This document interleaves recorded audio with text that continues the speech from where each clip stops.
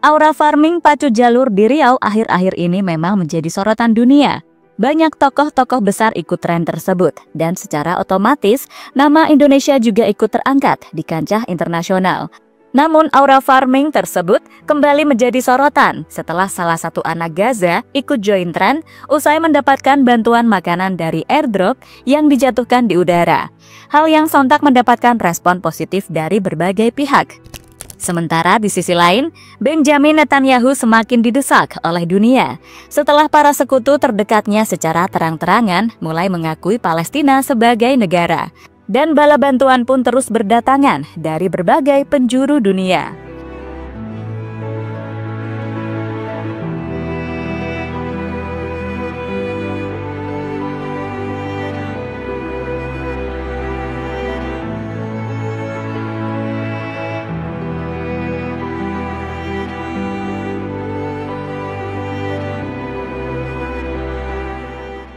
Hampir 3 bulan tak mendapatkan bantuan makanan maupun obat-obatan.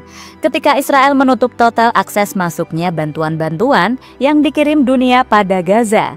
27 Mei yang lalu, bantuan yang cukup besar akhirnya masuk ke Gaza, usai pemerintah Israel mendapatkan tekanan dunia.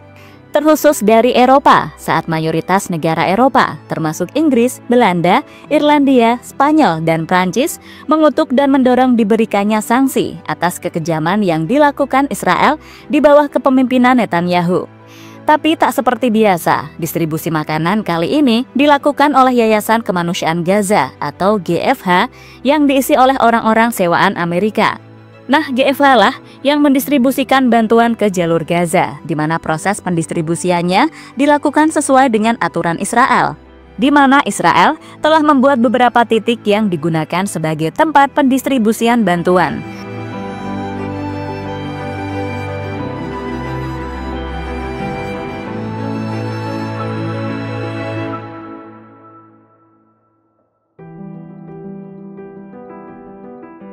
Sayang, seperti yang udah diperingatkan PBB, GFH tidak akan bisa mengatasi hal ini.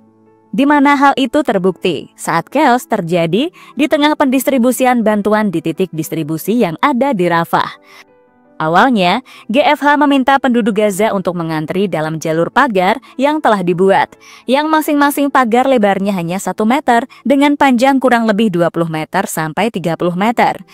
Mereka mengantri kurang lebih di tengah sinar terik matahari yang panas, di mana pada akhirnya, saat semakin banyak lapar yang datang, orang-orang mulai melompat pagar untuk mendapatkan makanannya.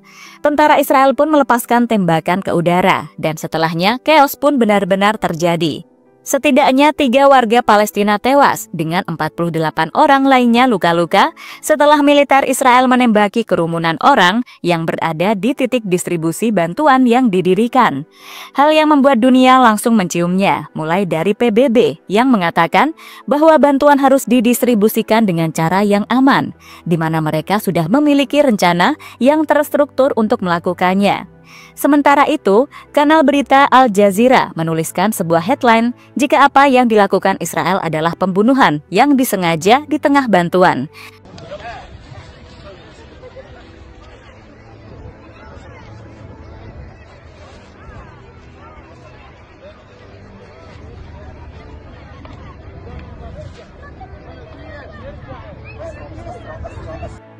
Sementara itu, berkaca dari kejadian di atas, bantuan logistik dan juga makanan untuk para penduduk Gaza kemudian dikirimkan lewat pesawat dengan dilengkapi parasut layaknya airdrop.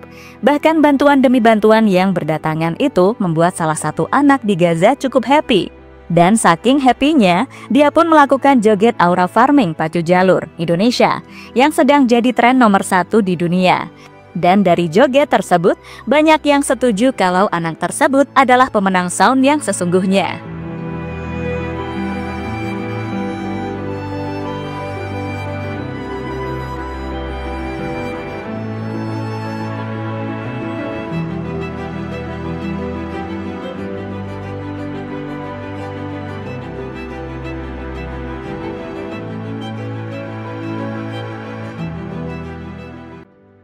Negara-negara di dunia mulai akui Palestina. Presiden Emmanuel Macron mengumumkan bahwa Prancis akan segera resmi mengakui negara Palestina pada sidang umum PBB bulan September 2025. Langkah ini menjadikan Prancis sebagai negara besar barat pertama yang melakukan pengakuan formal dan diyakini akan memicu momentum pengakuan oleh negara-negara lain. Tentu, langkah ini memicu kritik keras dari Israel dan Amerika Serikat. Netanyahu menyebutnya menghadiahkan terorisme, sementara AS menilai langkah ini tidak bijak. Tapi Emmanuel Macron sepertinya tak menggubris apa yang disampaikan Netanyahu. Selain Prancis, ada Kanada. Memang Kanada belum secara resmi mengakui Palestina sebagai negara merdeka. Kanada tetap mendukung solusi dua negara. Namun, laporan seperti dari Policy Option menyarankan bahwa Kanada perlu mengambil langkah independen dari AS dengan mengakui Palestina agar lebih menjaga kedaulatan kebijakan luar negerinya. Sebelumnya, Spanyol, Irlandia, dan Norwegia telah secara resmi mengakui Palestina pada tahun 2024. Hingga tahun 2025, sekitar 147 negara dari 193 anggota PBB telah mengakui negara Palestina. Jadi, dengan tambahnya Prancis, total menjadi sekitar 148 negara. So, ini adalah tamparan keras untuk Israel jika Prancis benar-benar secara resmi mengakui Palestina pada sidang September nanti. Hal yang akan memperkuat dukungan dunia pada Palestina.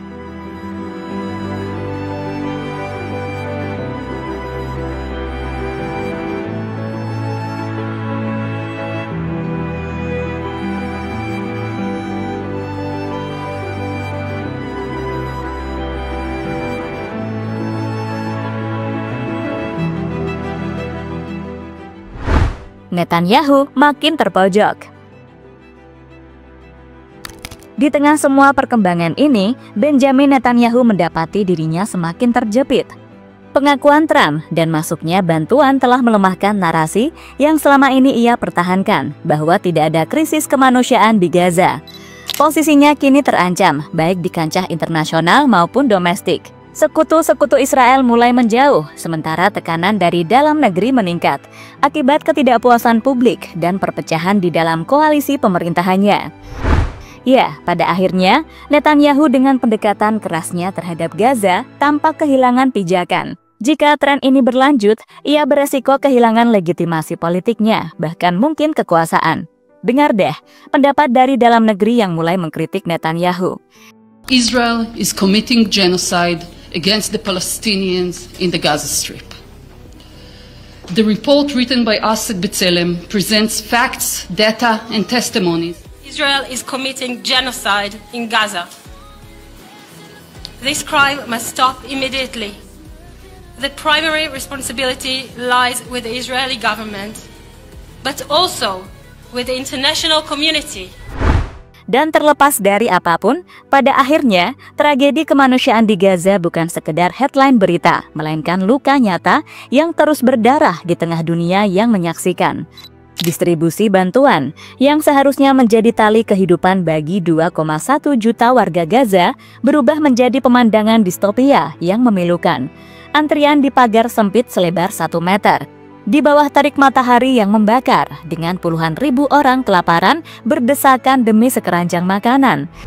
Kekacauan yang dipicu oleh sistem distribusi ala Israel diperparah oleh tembakan udara yang merenggut nyawa, menunjukkan betapa jauhnya perlakuan manusiawi dari realitas di lapangan. 3 titik distribusi di Rafah dan 1 di Gaza Tengah tanpa satu pun di utara, jauh dari cukup untuk menjawab jeritan rakyat yang telah 88 hari tanpa pasokan memadai. Meski tekanan dunia dari Eropa hingga PBB berhasil memaksa masuknya bantuan pada 27 Mei lalu, ini hanyalah setetes air di lautan kebutuhan. Yayasan Kemanusiaan Gaza atau GFH yang ditunjuk untuk mendistribusikan bantuan kewalahan menghadapi kerumunan yang putus asa, sementara aturan ketat Israel dan tindakan militer mereka justru memperburuk situasi.